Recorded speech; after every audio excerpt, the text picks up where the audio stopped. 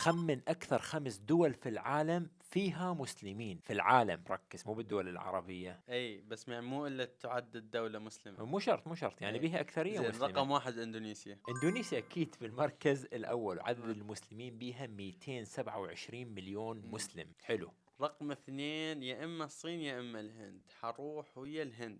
صحيح، الهند بالمركز الثالث، وعدد او المسلمين بيها 189 مليون مسلم. بعد هل رقم اثنين الصين. الصين مو على الليست. ها. هي اكو وحدة آه. قريبة من الهند ترى، يعني حوالين دائما. بنغلاديش. بنغلاديش صحيح. اوكي يلا. بنغلاديش بالمركز الرابع، وعدد المسلمين بيها 148 مليون مسلم.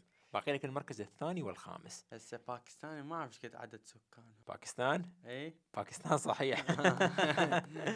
باكستان بالمركز الثاني، الثاني وعدد اوه. المسلمين بيها 204 ما مليون شاء الله. مسلم. المركز الخامس شوف ما اتوقع حد تقدر تحزره. نيجيريا. صح. يس. صحيح. فاجأتك لو لا. والله فاجأتني صراحة.